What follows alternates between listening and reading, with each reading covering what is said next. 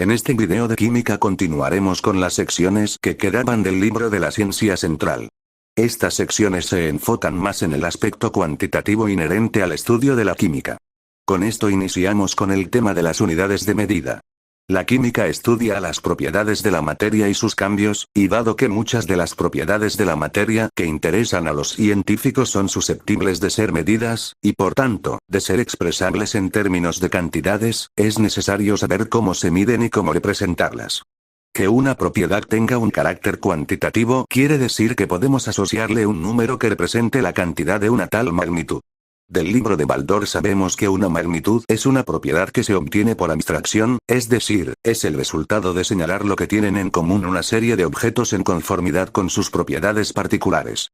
Una cantidad no es más que el caso específico de la magnitud, por ejemplo, la longitud de este árbol. Se trata de la individualización de la magnitud. La longitud, por ejemplo, es la propiedad que tienen en común un gran número de objetos diferentes con respecto a la propiedad particular de ser largo de cada objeto. Ahora bien, el número que se asocia a la propiedad representa una cantidad de medida. Pero la acción de medir implica que tomamos un objeto o un fenómeno de referencia y que vamos a expresar la cantidad en los términos del objeto de referencia. Medir es comparar dos objetos y expresar la cantidad en términos de la cantidad de uno de los objetos. Por ejemplo, para medir un árbol, puedo comparar la longitud de mi codo y expresar la longitud del árbol en términos de la longitud de mi codo, lo cual me da una cantidad. A tales cantidades se les debe especificar una unidad de medida. No se nos explica por qué se usa el término unidad, pero, tal vez, se usa el término porque solo se toma un solo objeto o un solo fenómeno de referencia de manera aislada. La razón de que se le tenga que añadir una unidad de medida al número que resulta de la medida es porque no tiene sentido decir que un lápiz mide 10, porque eso no nos indica cuál es el objeto o fenómeno de referencia que se usó para medir. Podrían ser 10 pies, 10 codos, 10 dedos y es claro que las medidas serán diferentes porque 10 codos tienen una longitud diferente a 10 dedos. Por eso un número no basta para expresar una medida, sino que se debe asociar una unidad. Las unidades que los científicos usan para sus mediciones son las del sistema métrico. El sistema métrico se construyó a finales del siglo XVIII en Francia y poco a poco la mayoría de los países han optado por usarlo. Una excepción son los Estados Unidos y el Reino Unido que tienen su propio sistema denominado el sistema inglés. Posteriormente, en 1960 se acordó de manera internacional el conjunto de unidades métricas particulares que debían usarse en las mediciones científicas. Estas unidades se conocieron como unidades del SI, por las iniciales de su nombre en francés, a saber, Système International d'Unité, o Sistema Internacional de Unidades en español. En el sistema se especifican 7 unidades fundamentales de las cuales se derivan las demás. El libro nos presenta las unidades de longitud, masa y temperatura.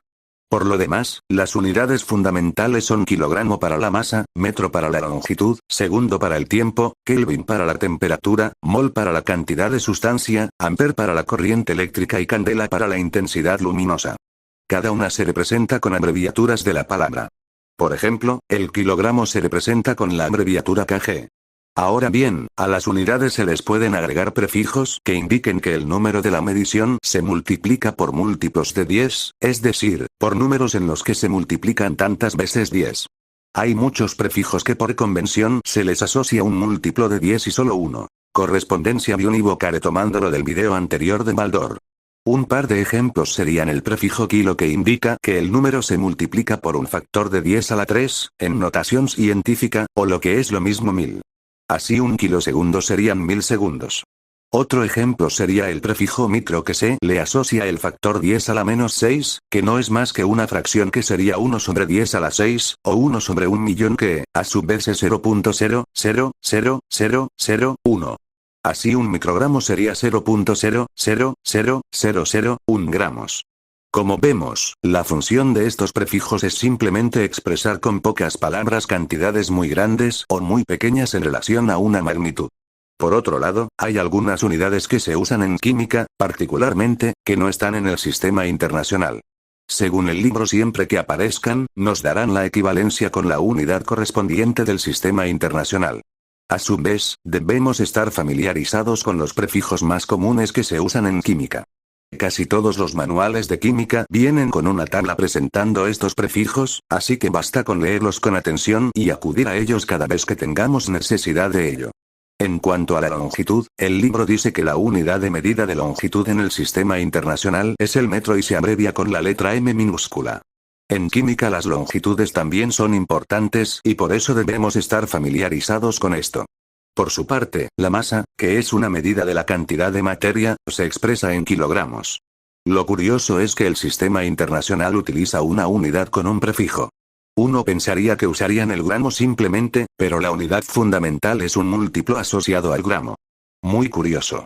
Otra magnitud importante que se usa en química es la temperatura. El libro dice que la temperatura es una propiedad física que determina la dirección del flujo de calor. No se define qué es calor.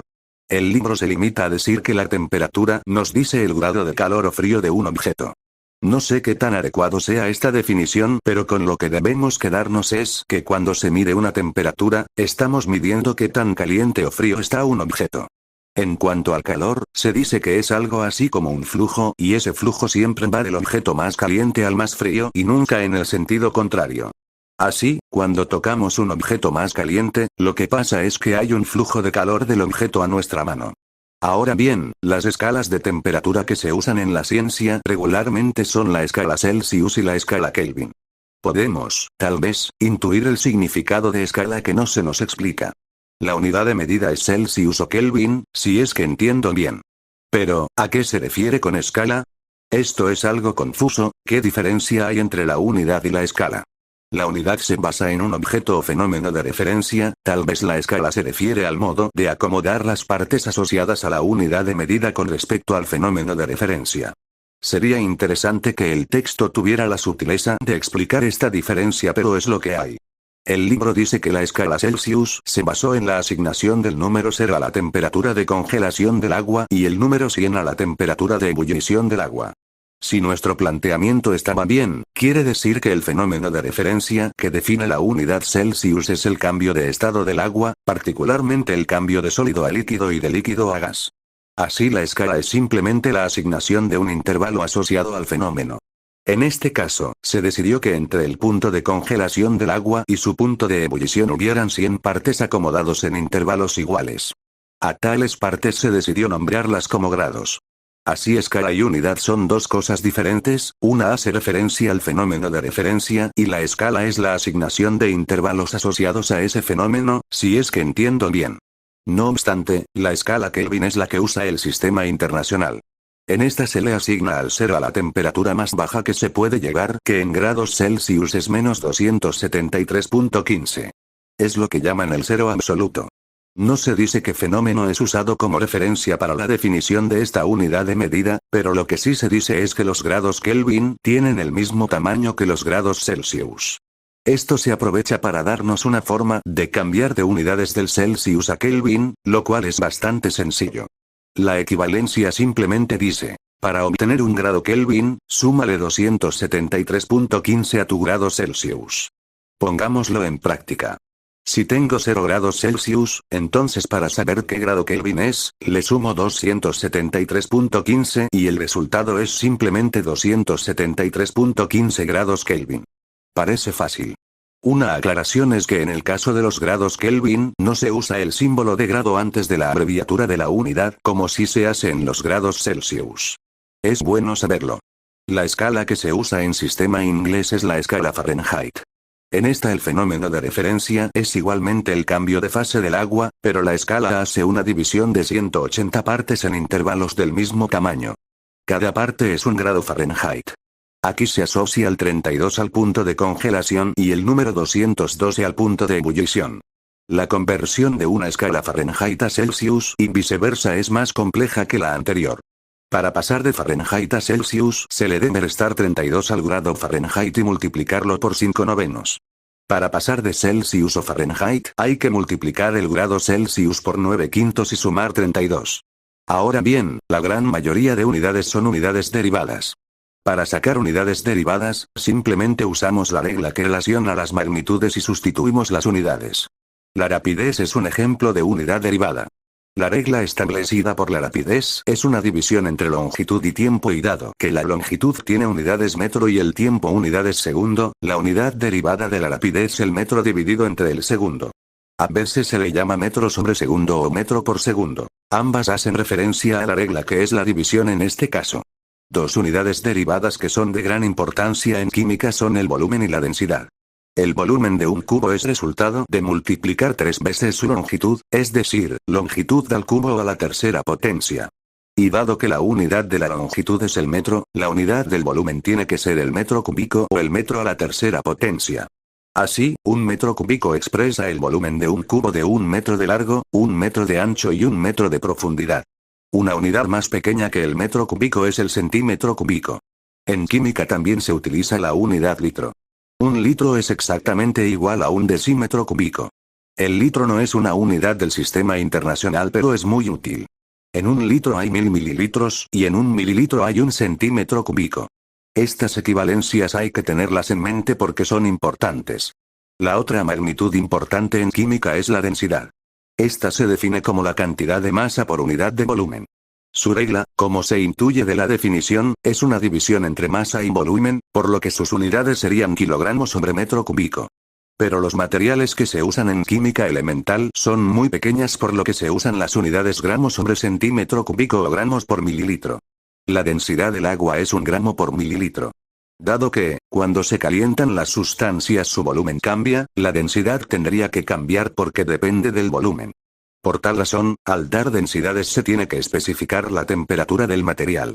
Si no se especifica se sobreentiende que la temperatura a la cual se presenta tal densidad es 25 grados Celsius. El libro aclara que se suele confundir el peso y la densidad. Cuando alguien dice que el hierro pesa más que el aire, se está refiriendo más bien a su densidad. Por ejemplo, 1 kilogramo de aire tiene la misma masa que 1 kilogramo de hierro, pero el hierro es más denso que el aire. Si nos vamos a la definición quiere decir que el hierro tiene más masa por unidad de volumen que el aire. Digamos que tenemos 1 metro cúbico de hierro y de aire, según lo dicho, en ese metro cúbico hay más masa de hierro que de aire. Y a la inversa, 1 kilogramo de hierro ocupa un espacio menor a 1 kilogramo de aire. Y todo esto es consecuencia de su densidad. Otra consecuencia es que los objetos menos densos flotan encima de los objetos más densos. Los menos densos son más ligeros que los más densos y cuando alguien dice que el hierro pesa más que el aire, en realidad está haciendo referencia a la diferencia de densidad y esta diferencia de densidad afecta a la ligereza de los objetos. Así, si bien entiendo esto, la ligereza y la pesadez están más relacionados con su densidad y no tanto con su masa. Esto es tremendamente interesante porque esto supone una transgresión del sentido común. La ciencia a veces atenta contra el sentido común, dicho más o menos en broma. Con esto abarcamos toda la sección 1.4 de este primer capítulo.